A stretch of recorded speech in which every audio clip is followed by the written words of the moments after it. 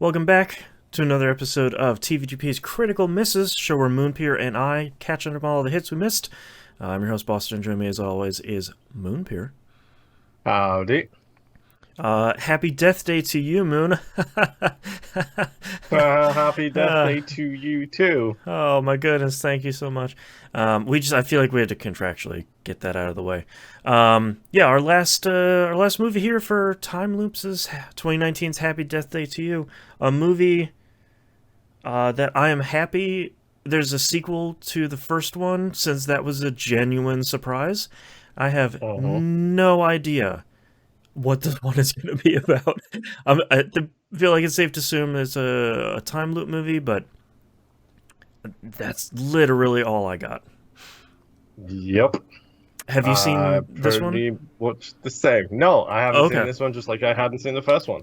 Okay. Um, so this is going to be an interesting I loop feel like around I to feel the like start the of the season. the big question here is the main character the same from the first movie? Is it like, oh no, here we go again, or is it the babyface killer is enacting a time loop murder on somebody new?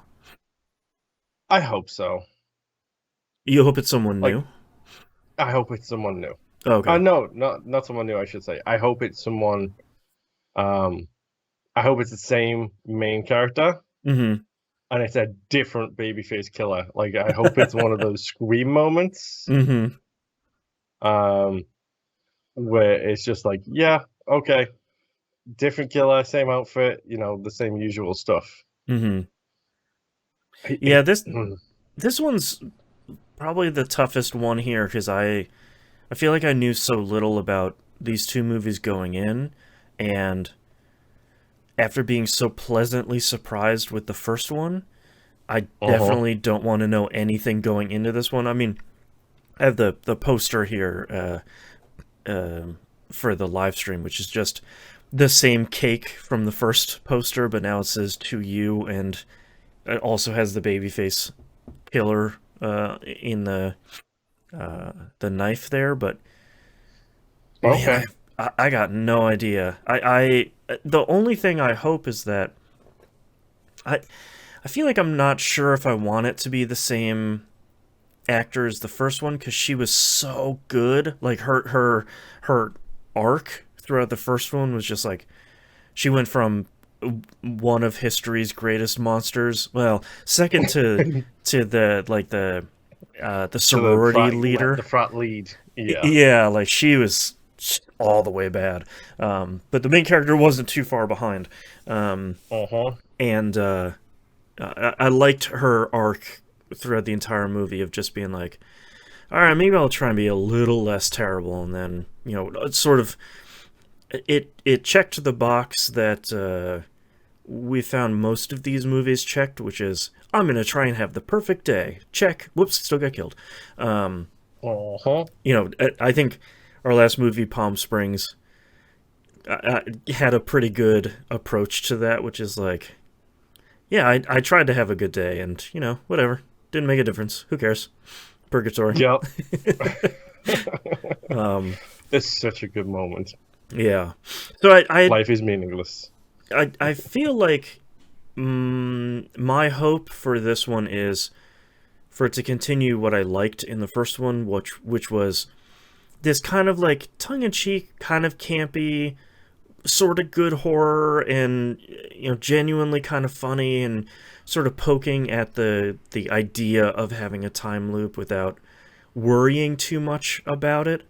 Um, is we've had a couple of movies here, like Edge of Tomorrow and Palm Springs, that are like, all right, here's how the time loop happened, and Happy Death Day Yeah. was like, hey man, I don't know, I just want to get out of it. Like whatever. That's not my problem. Isn't that I'm in a time loop. My problem is that I'm still in it. Um, Uh-huh. so I don't know. What are your expectations here going into this one? I'm curious. I don't want to know how it works.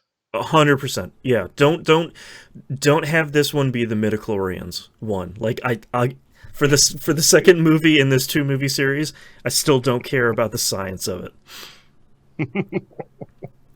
Midichlorians is a good call. Yeah.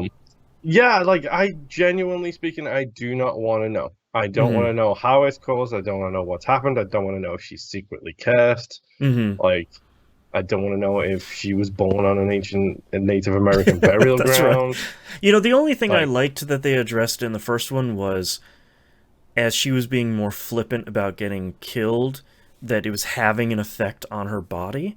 I liked that there was like some sort of there was something carrying over from loop to loop. I thought that was an interesting idea, but even then they weren't like, oh, it's because of the science and the memory and the tissues and then it was just like, you should probably stop getting killed. Like, just like in general, yeah, that's a life lesson for you. That's a free one.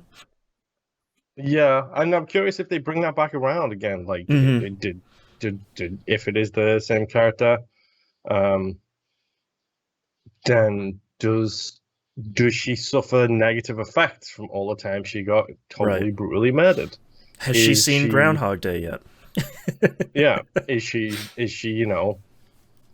25 going on 205? Like, Yeah, is that what the exactly. situation's going to be? Right. Like, I'm curious. Yeah. Like, fingers crossed, it lives up to the settings set by the first one, Yeah. I because Go that ahead. first one is pretty solid.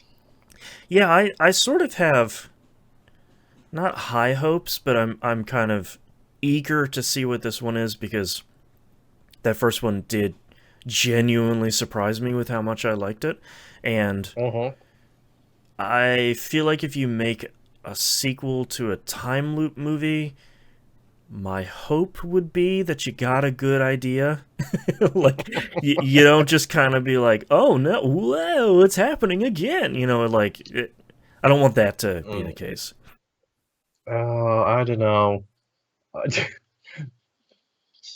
Here's the question then: is this even a time loop movie? Oh man, yeah. I don't. Will we finish our time loop season with a not time loop? That would be really great. Mm-hmm. Like, Yeah. because if it's not, then that's gonna be even better. Because it's like, no, it's just somebody, going through their daily life until and solving the babyface murder thing, which Right. is a great name, by the Or way. here's the twist. The babyface killer is the one in the time loop.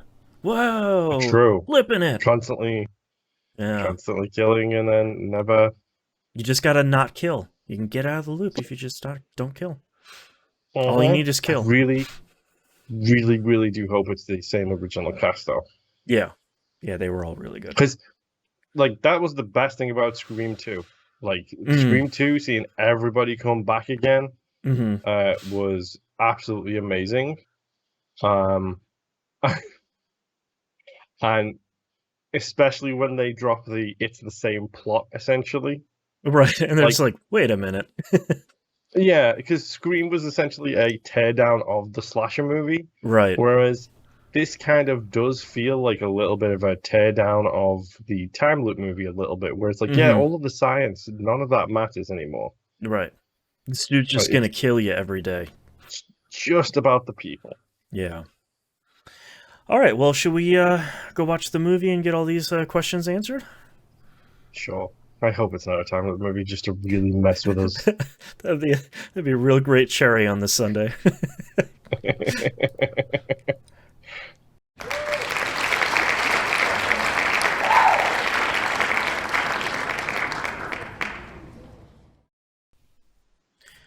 We're back. The final loop. Are we? Yeah. Well, we're back again. Um, for Happy Death Day to You, the surprising sequel to the first Happy Death Day that thought everything was all wrapped up, but apparently not, because we get to relive the same day over and over again. Uh-huh. Um, I'm gonna say here at the beginning, I liked this movie a whole lot. I am It's not also as good as going. the first one. I'm also gonna pick the hell out of it. Oh yeah, okay. Yeah, Okay. I liked it a lot. Okay. It is not nearly as good as the first one, largely because due to its inherent nature, it's retreading the same exact ground as the first one. Yep. Which isn't bad, but there were little tweaks in this movie that I wish they would have changed. We'll get there when we get there. I imagine it's going to be the second loop or the third loop. The third loop is when we're going to get there. Okay. I got my loop counter. Don't you worry about it. Okay. I do have to say I did enjoy the different opening logo with it being cut in thirds, and my initial reaction was, I don't know what this means. Please. Mine was, please no. Oh no. Okay. One thing that I actually kind of like about this movie is that the intro part is an interesting bait and switch, where it starts off with Ryan the day after the last movie finishes. Yep. Figuring out that the reactor that they're working on has accidentally fired the day before, and they don't know why, and then it turns out Ryan gets murdered in a really interesting way, and then whoops, he's in a time loop. Like, let's just mention this first loop really quick. Like, number one, I love the fact that he's sleeping in my car, by the way. Yeah. It's real good. Mine's the silver gray version, not the bright green version. Yeah, I was gonna say, do you have the baby poop green color? No, I have the gray. Thankfully. Well, it's technically listed as silver, but it's totally not. Oh, okay. I love the fact that when he opens the door and he has the conversation with his roommate and stuff, I was like, wait, was that Tree? Because it was a very quick glance, and I couldn't tell if that was Tree or not. Right. I was like, what's going on? Well, it's interesting, too, because as he's progressing throughout his morning, going all the way up to especially the apartment, and then a little bit when he's going to the lab, it's interesting that they're kind of playing with expectations here, where it's like, oh, he's going to repeat the dog barking at him, the homeless guy, the guy who almost runs into him with a coffee. Like, you're since you've been through this before, like, all right, here's a marker. Here's mark. Like, these are the 4 or 5 things he's going to mess with. These are all the variables. Yep. And unlike the movie is very much like, nope, moving on. Oh, yeah, it doesn't care at all about that. It is a really nice bait and switch. But I will say, like, when he gets to the lab and we see the future reactor or whatever the hell it is. Right. Sissy. Yes, they do immediately start dropping the comedy in this, in a very teenage, like, school movie. Like, that principal is just so full of tropes. It's, like, unbelievable. Yeah. That's probably my biggest problem with the movie, is I feel like the first movie and this movie are both funny. Not necessarily laugh out loud, but, like, especially the first one, there's a bunch of pretty clever moments. And in this one, I feel like it's largely tonally the same if you remove the Dean from it. Like, he's way over the top, and I don't think that fits in this movie. It feels like he was an ode to those 80s school movies. Right. National Lampoon's, Van Wilder's, this Dean is in this movie. What's his face? Ferris Bueller's Day Off is a good one for this one 100%. As well. And we don't pay for questionable, like, projects. We pay for someone that can get results, so someone can produce patents for it. Do you get it now? That was actually a really good scene where he's like, "Are we just here to make money?" And the Dean is like, "Of course." And I was like, "That's great." That was a really great scene of, like, of course. I'm sorry to shatter your dreams, but yes, you are here to make money. I would have loved that even more if he wouldn't have delivered it in the "well, you're so stupid" way, but I went, "Now you get it," right? And being all happy and chummy with him. Yeah. That's probably the one I do like some of the slapstick stuff later in the movie because of the two actors playing off of each other, but all of that is kind of like, yeah, like it feels like it's not necessarily great in here. True. I do. By the way, in the style of Clue, my notes here say the principal is a trope, and then followed by it was the babyface killer in the chem lab with a knife. Just so we know. Yep. I do like the second loop from Ryan where he admits to Tree that there's something weird going on. She's immediately like, yeah, you got the old time loop, buddy. Ah, man, it really stinks. I've been there before. Yesterday that was a whopper of a day. All right. I really like the fact that he goes in and she explains it all to him. It's like, well, clearly I'm still dreaming. It's like Inception. I just need to make myself wake up. That's right. I do like that they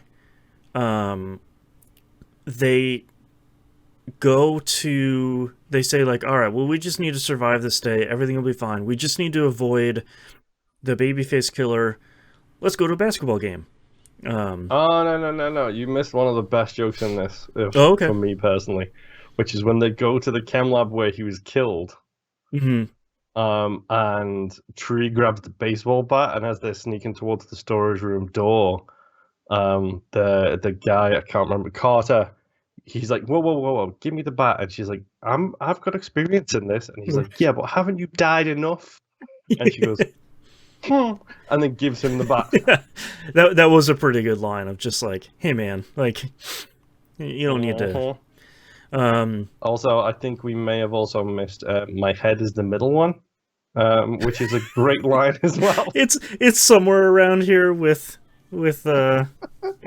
Danielle. Just my head is the middle one is actually pretty. She continues to be just the worst. I hate her so much, but that is a great line. It's great. She's really good in this. She was great in the first one, but I feel like she stretches herself acting wise a lot in this one. I really like the continuation of being really crappy, followed by the twist and turn of her not being crappy, followed by the double turn of nope, she's still crappy. Yeah, no, she still sucks. Whoops. They go to a basketball game and they say like, well, clearly we'll be safe here with all of these people. But babyface masks. Yeah, which is one of those, like, they showed the whole crowd, and I was like, well, this seems like it will not be a smart choice. And then it turns out, no, it wasn't. They get evacuated, and then there's, like, a babyface killer chase scene. Rewind again here, because I love the little callback to the first movie. Where she looks over her shoulder and the dude who was stalking her, the gay guy who was stalking her because he didn't want to admit he was gay, is at the game with a dude, and she gives him a little wink and a little thumbs up, and he's like, oh, that's okay. I was wondering why she's giving him like a wink and a thumbs up, and I was like, I don't remember. Yeah, I didn't even recognize him in that scene. Yeah. Yep, that's the guy who was the dude who wouldn't admit he was gay. Right. I like the chase scene here.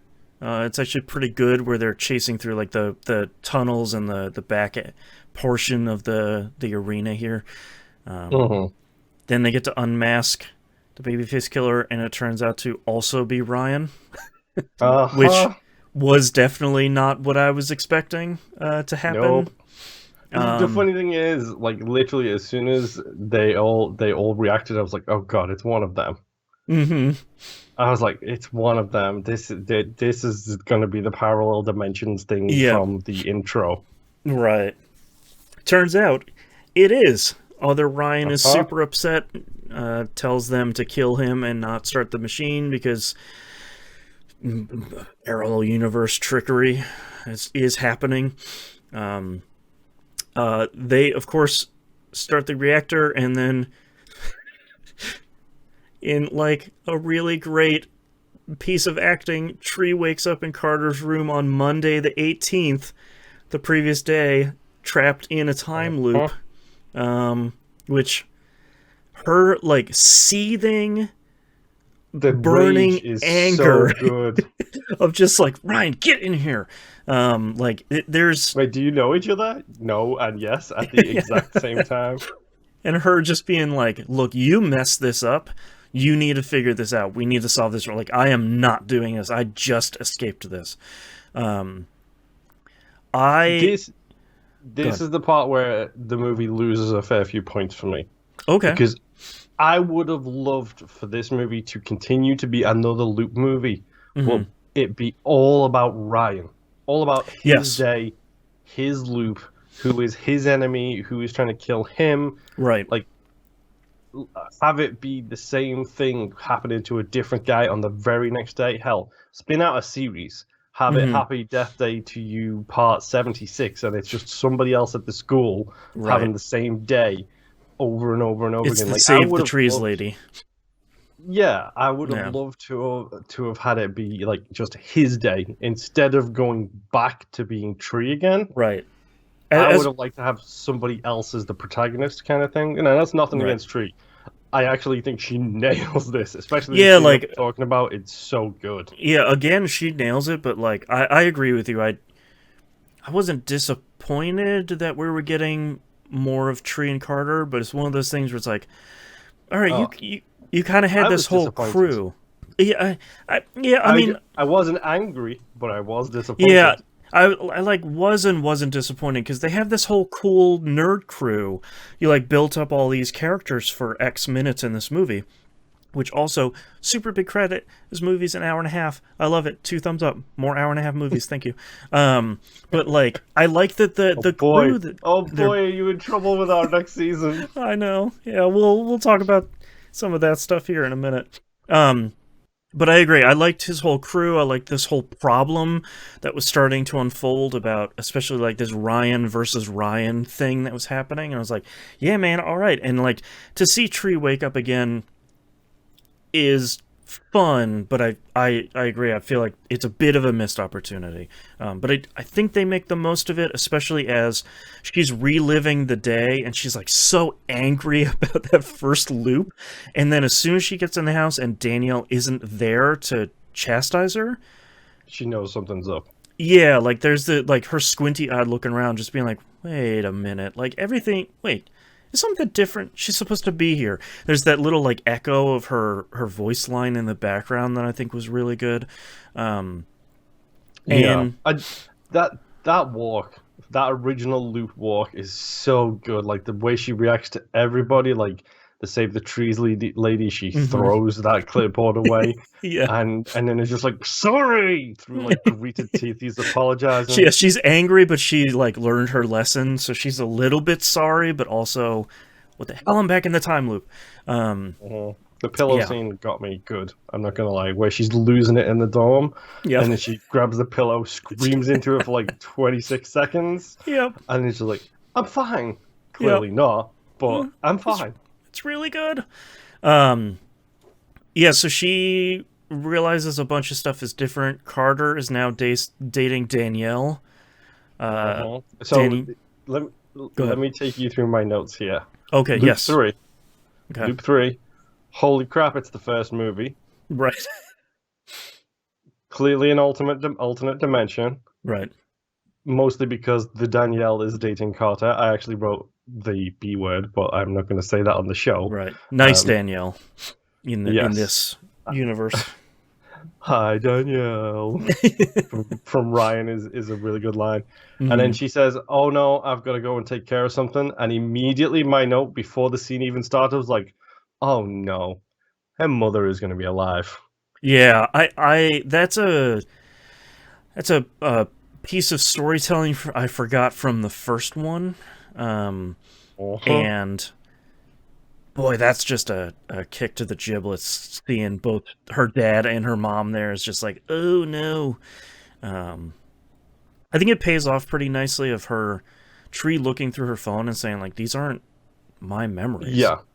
Like they're having cake on like a pier and stuff like that. There's all these pictures and it's just like, like this isn't me. It's a really nice moment. Like and go ahead.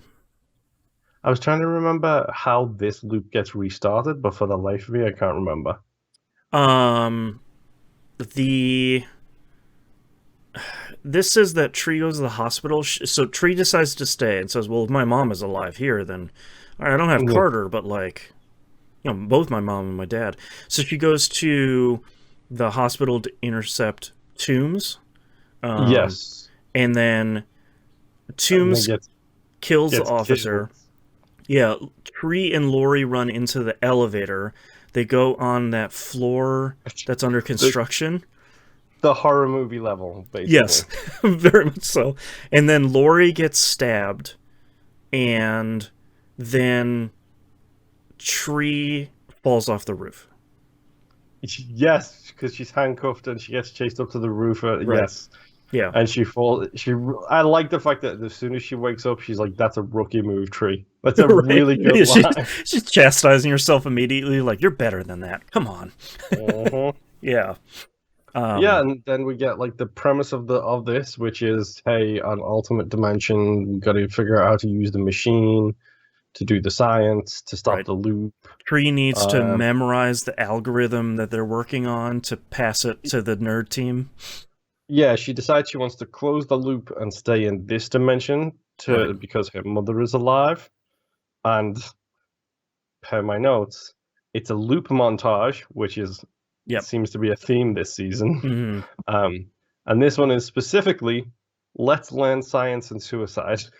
Yes. It just I I like I like this montage a lot because there's this resignation to Tree that I really loved from Andy Samberg's character in Palm Springs. Where it's just like, well, I guess I haven't tried to drink poison. Let's try that. Nope, that was bad. I definitely nope. Yep, not That one doing that hurt the one whole again. time. What if Mhm. I Like, put a and she's toaster like in the tub? drowning herself in water with a Right. It's like, hairdryer. Thank you yeah, very much. yeah, and it's just like, all right, well, that wasn't any good either. Okay, how about this one? So the two in this montage that stand out to me. Number one, skydiving. Because every day she leaves the lab and she sees Carter sitting on the bench Uh making huh. out with Danielle. Which at this point we've also established that Danielle needs his help with schoolwork because otherwise she's going to fail the class. Right. Hint number one, that Danielle is still a POS. Yes. And she sees like that skydiving flyer, I think it was, Hmm. on the board next to them. Do you want to break this one down? It took me a second to figure out when she jumps out of the plane, obviously not wearing any sort of protective gear. Um, So no parachute, no nothing. Literally, I think right. she's in a bikini. I think so. And there's a really great cut to Carter and Danielle sitting on the bench, and I was just like, oh well, of course the day starts over again. But no, she falls in front of the camera, double middle fingers, and then basically splats on the ground and splatters on both of them. And Danielle's face is pretty good. Carter's face Carter's is neck really is good. so good. That's the one that made me laugh out loud. Was just his Him his doing the jump genuine on the freak out. bench, like he's seen a spider, and Yeah, it's so good. it's really good, and just like that's a really good death. And then that for me, my other one is the drinking the Drano one because of just her like Uh-huh. popping the tap and just like shrugging at the other dude and then just downing it. It's just like, Uh-huh. man, what are you gonna do? I gotta do it. The other one here for me is that transition from the clock tower scene. Yes. I'm pretty sure the Happy Death Day 1 had a really good transition or two in it as well. Yeah, where she like Um, falls through the ground into the bed, like uh-huh. a transition portal opens. Yeah, and Yeah. oh, I forgot to mention as well when we did get into the alternate dimension first movie loop, I Hmm. completely forgot to mention that I love the fact that the screen stays black for longer than it should, and all you hear is that single bell toll, which was the Yes. clue in the first movie, and it's just like, Yep. oh no, like Yep. it's such a nice little moment, like really Yeah. good editing. Yeah, I think that's something that we really liked about the first one was I feel like especially in these kind of montages the cuts between them are really really solid. Uh-huh. Um, Of course, like the first one, she eventually her injuries catch up with her, and she faints and wakes up in the hospital. She then wakes up, steals a gun, goes to kill Toombs.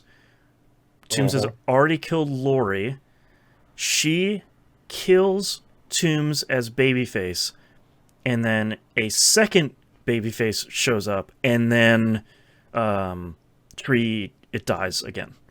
Yep. Which is one of those interesting, like, what is going on here? They eventually figure out the algorithm. By Tree doing a whole bunch of science. Yes. Very Palm Springsian. The Tree still decides to remain in the current dimension, alternate universe, metaverse, whatever. And Carter is not happy about it. Has a pretty good speech here about not living your own life. I thought that was actually pretty good. This is the weird loop where Tree and her mom and dad get out of town to go to a motel to escape from Babyface, and then the news reports that Lori and Carter both died at the hospital. Yep. So she goes to drive into the substation, which is pretty intense. That is definitely Chekhov's sign. But like when they're driving out of town and they drive past it, and it's very clearly you see Tree noticing the movie's it. Like, look at this, wink. Yeah, this will be important. Yeah. The next loop, Tree decides to return back to the reality that she has. After some really good acting, both this and the previous loop had some really good scenes with her and her mother. Very, very good stuff. Yeah. Incredible acting on all fronts. Like, the both of them are really nailing, like, trying to kick you in the heartstrings as hard as they can. Yep. She has an interesting chat with Lori about, like, hey, I know you're sleeping with the Dr. Butler guy. You probably shouldn't do that. So, do what you want, but, maybe that's something you should stop doing.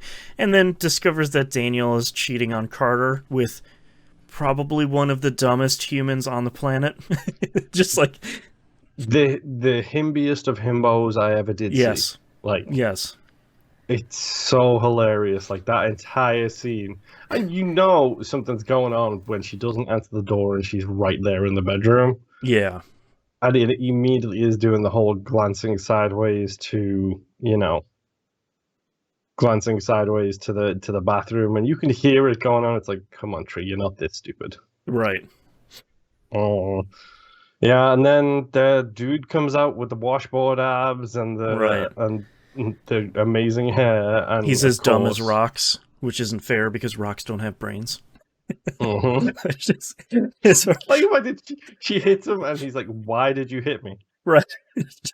So good. This is the interesting loop because the Dean comes and he steals the reactor a day early. No.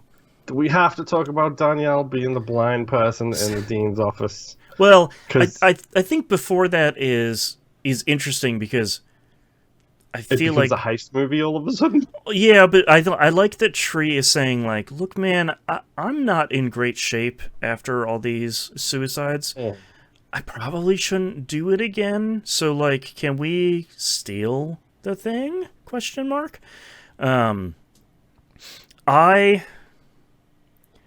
In any other movie, this Danielle Dean scene is a good piece of physical comedy.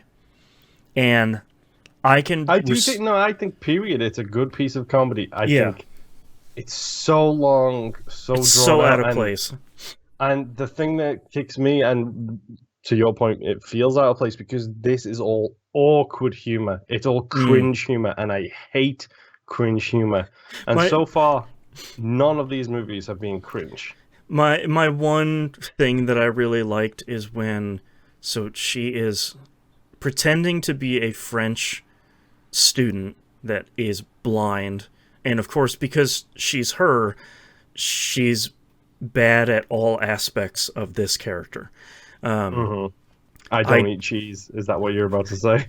No, the moment I really like it's very fast. It's a real quick throwaway. He says something to her, and she goes, "Oh, gracias," and then like moves on. And I was just like, Yes. That's a real good piece of Yes. work." Like, he should, That's a nice piece of writing, yes. When she yeah. says gracias, and it's like, wait, hold on. And she just like Let me she just. tosses it away and keeps moving. But like, that's a real good. Mhm. Yeah, there's some real good physical comedy in there, like her ripping down that giant tapestry and then getting stuck in it for what feels like 15 minutes is really good. Um, Mhm. The her cane hitting attack him, is kind of interesting. yeah, her hitting him with the cane is, it's not great, but it could be pretty good. Um, they do the thing that a lot of these movies don't do, which is they steal the keys, they open the door, they put the keys back, and then she kind of wraps up the heist, which is usually like, yeah, whatever, we got the keys, throw it away, whatever, time loop. Um, The fact that she moves a pawn, I think she moves a pawn in a knight movement, I think it is. so it says checkmate. Yeah. I don't know much about chess, but that's probably not it, comma, chief. No, Um, that's not it. yeah. Um, so I like that as Danielle and the Dean are leaving, the lights flicker, and the Dean is like, I'm going to kill them. Like, he immediately knows what is happening, and he knows where to get them, and he knows what they've done. He doesn't know how or anything, but there's just, this just, like, seething rage that he has is really good. So here is my question. Sure. Did Danielle do this because Tree blackmailed her? Yeah, I feel like earlier when she's talking about being altruistic, there's a couple of little lines where it's like, yeah, they like grab me with their little hands, but what you get used to it, whatever.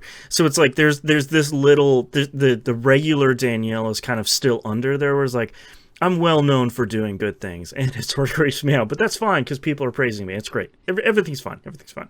Yeah. The Bono effect, you might say. Right. Very much so. Allegedly the Bono Allegedly. effect. I don't need Yeah. lawyers, thank you very much. Yeah, no, because Lord knows they have them.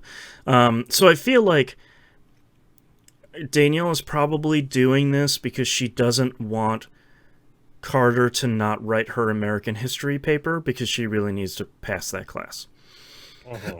And So- Tree has leverage. Yeah, which is pretty smart. So the team is getting the reactor ready. Tree goes to the hospital to rescue Lori from Tombs, because she doesn't, even though it's kind of interesting because I feel like some of the lessons learned from the first movie are very much the thing that Niles learned in Palm Springs, which is like the stuff that you inflict on other people, it's still going to stick with you even though you're going to re-loop time. So she doesn't want Carter to die. She doesn't want Lori to die because she feels like that's on her because she has all the information she could prevent this stuff. So she just needs to go swing by the hospital and save Lori. No big deal. Yep. But And it doesn't tell us in the process that she figured out who it is. Right, because the whole thing with her going to the hospital is she's telling Lori, okay, the babyface is the Dr. Butler guy. He's upset because... I keep thinking, whenever you say that, I keep thinking you're talking about a man with two jobs, not his name, by Right. the way. I'm a doctor and a butler. Exactly. He moonlights as a butler when he's not being a doctor. That's right. It's pretty interesting that the butler did it in this one. They finally got around to it. Oh, God, I hate you so much.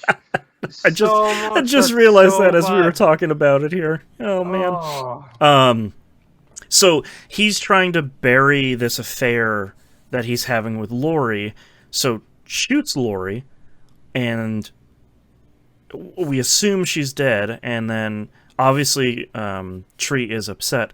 So we then figure out that Dr. Butler's wife is also in on the thing, and then a bunch of fighting happens, and then not even that much fighting happens. Like a tiny little bit of fighting happens, and it's like, do you want to do the honors? Yeah, sure. I want a divorce, and then he shoots his wife. Yeah, he shoots his wife, and then Tree kills Butler by trapping him between. I saw this coming the second she walked through a sign that said, walked past a sign that there was like always magnets. I was like, right. Oh, God, this is how she's going to get the gun off him, isn't it? Always magnets. Yeah, and then she decides to kill him, trapping him between that machine and a wheelchair, and then lets go of the screwdriver she had, and it jabs him. She does have a one-liner. She does. I don't remember what it is. You're screwed. I like it. Hot Fuzz would be proud. Also, by the way, I'm hoping that whatever crows you have living outside your house right now, or whatever that noise was, can you hear on them? The microphone. Oh, no. Because literally I said, you're screwed, and then you smiled and did a little laugh that didn't come up, and literally I heard over the microphone. So fingers crossed that comes through. The crows and I both enjoyed this movie. So then Lori survives. She got shot in what she said was actually a pretty good place to get shot in. Tree and Carter kiss, the reactor activates, and then Tree is returned back to the lab in her original dimension on the next day, on the 19th. And everything is okay.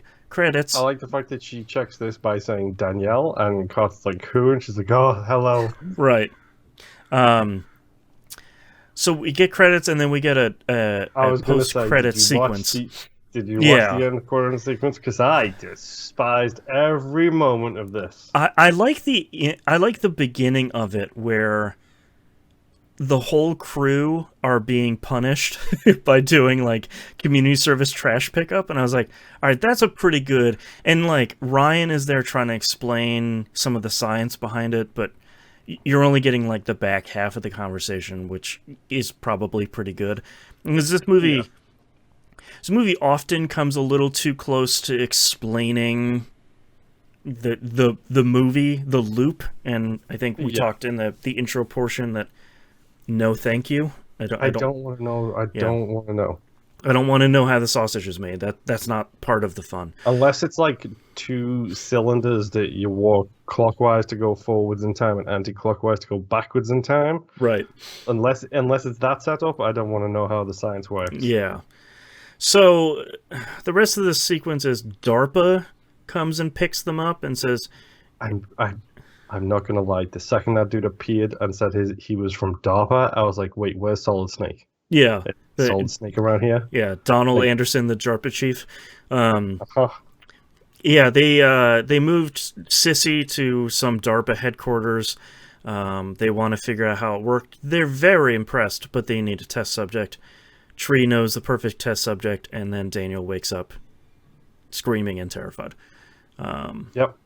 Which is an interesting way of wrapping up this movie, and I guess feeding it into the third movie, which is being written as we speak. Which feels like a thing you probably don't need to do. They don't need to, but if they're going to do it and it's just them basically sticking everybody in the school in a bunch of loops, I'm fine with that. Give me everybody's different loops. Sure. That would be all right. Yeah. We just need to have a 90-minute loop montage. Okay, so what did you what do you think overall of this movie? We kind of talked about it sort of at a higher level at the beginning, but what are your final thoughts here? I thought it was okay. Mm-hmm. I didn't think it was perfect. I definitely think I prefer the first one. I would agree. Like, but there's just something about that first one that hits so nicely with me. Like, it's just that right kind of charming. Mm-hmm. There's some things I'm really not a big fan of in this. Like I said, I wish they hadn't have gone to the alternate dimension thing. Mm-hmm. They do. I give them credit where it's due. They get a lot of mileage out of that, considering the Mm-hmm. whole mother is introduced back into it again, and Yeah. that feels like a one of those things where it's like, yeah, go ahead, act like, Right. not like you haven't done it already, but here is your chance. Now give us some really, really, really good acting. Mm-hmm. Um, I did like it when Tree was wearing the shirt that said FML, which was Yes, she just pointed at it. it's a chef's kiss kind of moment. Like, Yeah. it's really well written, really well directed again. Yeah. Um, I I don't know, man. I mean, I think what we were talking about earlier is it does really feel like, I think it's an interesting bait and switch, but I think Ryan and the science crew made such a good impression at the beginning of the movie that switching I over to, wanted them the whole way through. yeah, and like switching over to Tree, reliving the same day again. I mean, we get some good mileage out of it, as you said. Like, I need to get out of this disgusting shirt, and she actually wears a different outfit in this movie, which is really great. Her very Yep. fast description of what happened in the first movie is very good. Yeah, at the very beginning, I forgot about that. Yep. But yeah, I feel like it's interesting because how do you time loop a time loop movie? And that's by kind of reliving the first movie again, but playing with all the variables, like who's the babyface killer, and is Toombs really the bad guy, and Laurie isn't bad in this universe, so she's not trying to poison Tree, so she's not the bad guy, and Danielle seems okay. Whoops, she's not. Which is That's a really good like twist and turn on Danielle's character alone. It's a really good, like, there are some constants in life, and this one is Danielle is just always gonna be bad. Um, I don't know. It's. I feel like we didn't finish this season on a down note because I don't think this movie is No. bad. I had a lot of fun watching it. Very much like the first one. It's like, man, these movies are just a lot of fun. But I feel like the bait and switch maybe didn't have as positive as an effect as they might have thought it was going to, because I still wanted to see that movie. Yeah, I was really interested in Ryan's loop. And the funny thing is, it was like when it started with Ryan's loop, and I was like, okay, so are they just going to tell the same story with a different character? Ugh. And then when it Right. went to the alternate dimension, I was like, oh no, ugh, give me Ryan's loop. Right, because I think it could have been something interesting, almost where like the other Ryan was continually hunting down like Ryan Prime, and like there was always this kind of cat and mouse about let's figure out how to break this time loop multiverse thing before the other Ryan kills the primary Ryan. Like that movie playing out in my head as the two Ryans are talking to each other seemed like a pretty good movie. But we didn't get that. We got what was everything with the Dean aside seems like it was a pretty good movie. Like Tree talking to that guy who turns out to be gay in the first movie, during her first loop, where she's like, "You're gay," like that's a real good, like, everyone get out of my way. I already know what's happening. Like, we gotta figure out this problem. Like there's a bunch of good stuff in there. We have had seasons that have ended on worse notes than this. Like the East Rail season ended on probably one of the wettest farts that a movie could end on. Oh, that's Thankfully, still such a shame. thankfully we're not nearly in that same that same arena here. I think I agree with you. I think this movie is fun. I think it was a good watch. I think there's some larger issues in this one than in the first one. I think the first one, yeah, I think the first one is probably one of those movies that I would say 10 out of 10 is about as perfect as you can get when it comes to making these kind of movies. I think it's so much fun. I think I would happily rewatch the first movie like once a year or like every other year. And if I really felt like it, watching both of them, but my recommendation would probably be like, watch the first one if you really liked it. The second one is kind of a fun ride, but kind of don't go expecting the level of the first one. Yeah. So, something I may or may not have forgotten to do. My memory is so short I can't remember if I did this previously in this season. But I've got two things that I need to bring up.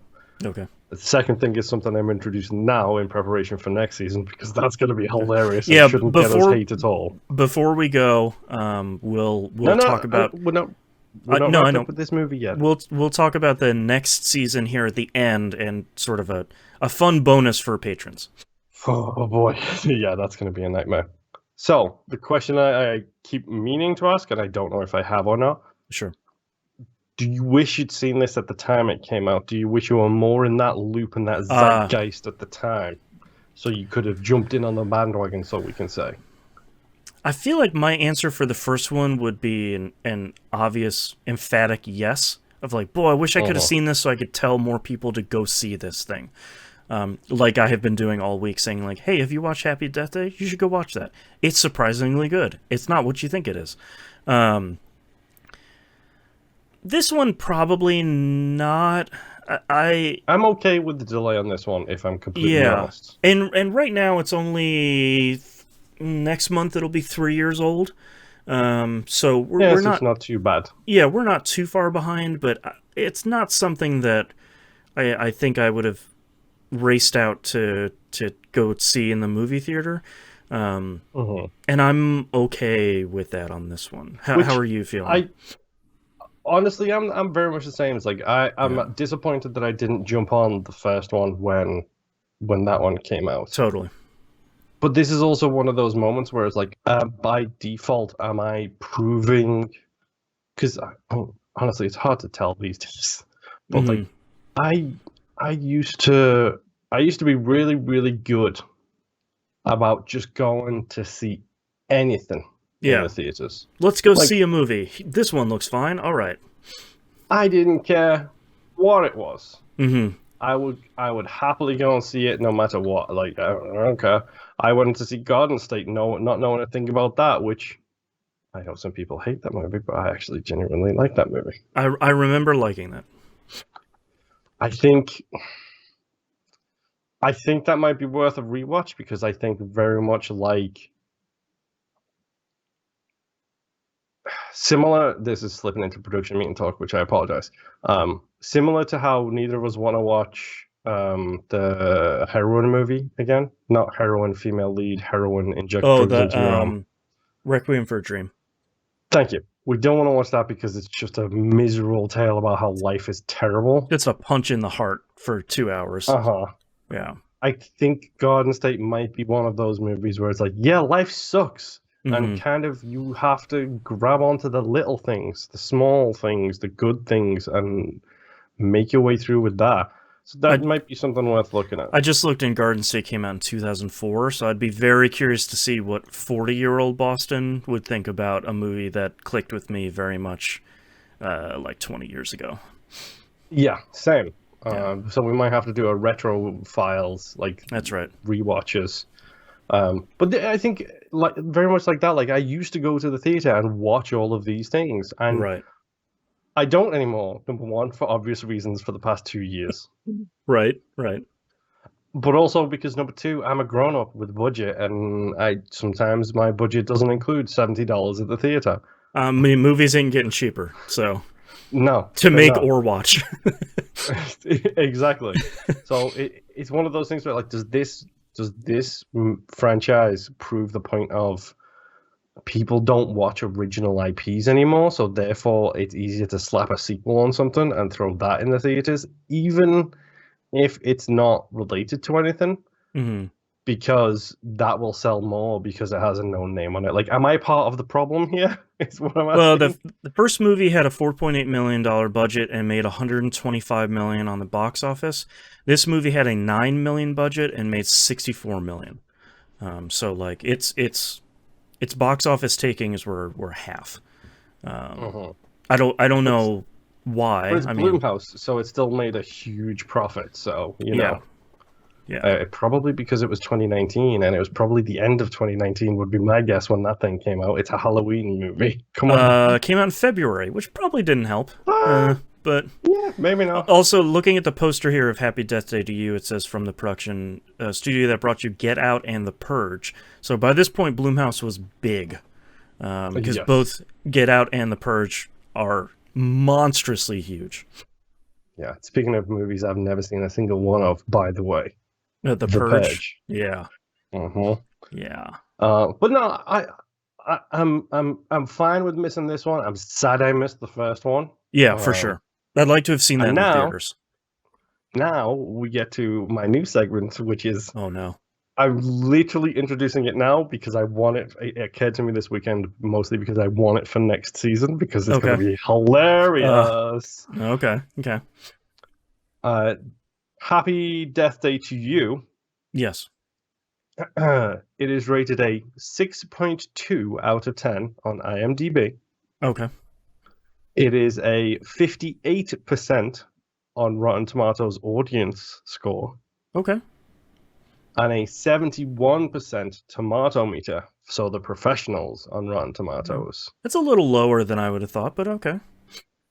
I think so too. That was going to be my question: is do you think this is about right, or? I feel like if I as a critic was rating it on like the tomato meter, I'd probably put it like an 80%. I think it has some problems. None of them are glaring enough for me to be like, ugh, this is so bad. A lot of it is like, that was a choice. Okay, sure. 6.2 feels pretty low, but I feel like this is a movie. IMDb is also all just people rating on it is the problem. Yeah, it would be nice to see some outliers cleared up on that one. I feel like 6.2 is probably a little bit low, but I feel like these movies are very much me movies, so I'm not too surprised. Well, we established a couple of seasons ago, though, apparently you really dig musicals. Yes. And we established this season that you really dig time loop movies. I surprisingly do. I mean, especially if they are well made. Especially if they are Palm Springs. Letterboxd has this at a 2.9, which feels probably a little bit fair. Is Letterboxd a 5? 5? Yeah, out of 5. 5 scale.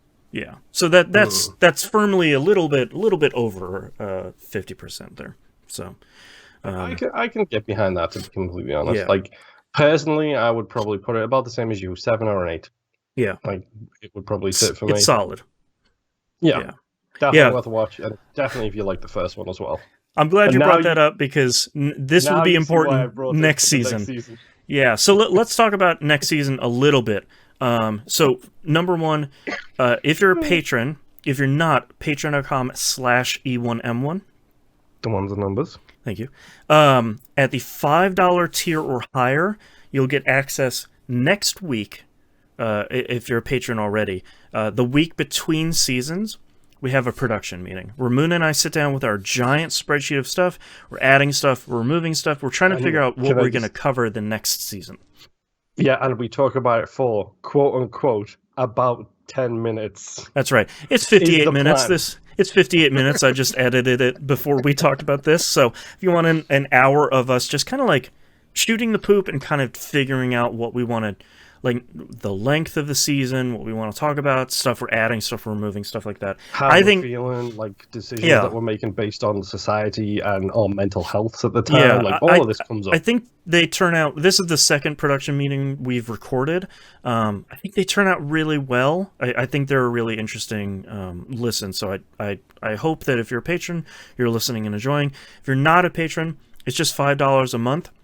That gets you access to everything. This production meeting is a patron exclusive, so it will only be on the patron feed. So that's go check that out. I think it's great, and you get another hour of content. So how can that be wrong? So we do. I'm not going to spoil what next season is. We'll figure that out in 2 weeks or next week if you're a patron. But we are going to be taking. We have a number of series in our spreadsheet of movies that are large. Some of them may have phases. Some of them might have multiple actors over like 30 or 40 years. This is a shorter collection of movies. We're going to take the first bite out of this this collection of movies. We're going to see how it works. We're going to watch about half of the movies that have been released thus far in this kind of overall collection. So we're hoping that this kind of... Sort of the problem is some of these, if we were to do all of them all at once, it would take literally more than a calendar year for us to go through.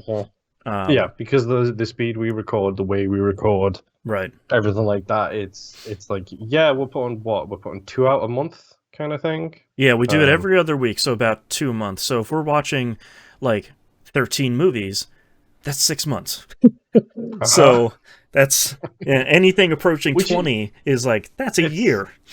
It's also the reason why you guys might have noticed we've broken like series and themes into smaller chunks. So like we did musical season 1.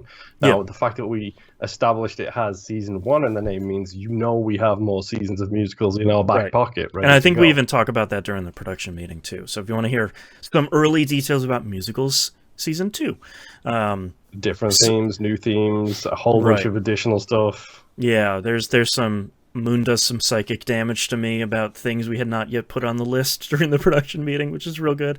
Like 3 times, I think, wasn't it? With all the nightmare categories. Yeah, there were some critical hits there, yeah.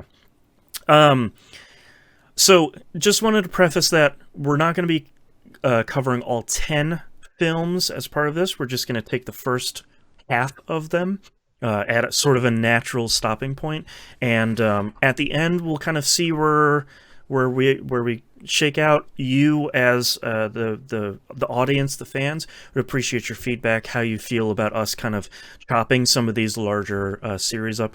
Once we start talking about season 12, you will probably immediately also go, oh, what about XYZ and the other thing? You'd be like, yes, those are all large chunks as well. So wanted to preface that, and your feedback is appreciated here for season 12. I hope you enjoyed season 11. I think Moon and I had a blast watching some surprisingly really great movies in here. It's one of those things where, like, as much as I am not a fan of Groundhog Day, I'm not. Yeah, I absolutely am not a fan of Groundhog Day. But that's also because I'm not a Bill Murray fan. And I thought I didn't like time loop movies because of that. And then I think it was actually Looper and Live, Die, Repeat / Edge of Tomorrow that made me realize, no, time loops are sick in concept. These things are cool. Yeah. So, I think that's all we got for season 11. Thank you so much, everyone, for listening. We'll see you next time. Bye. Bye. We didn't write it. That's okay.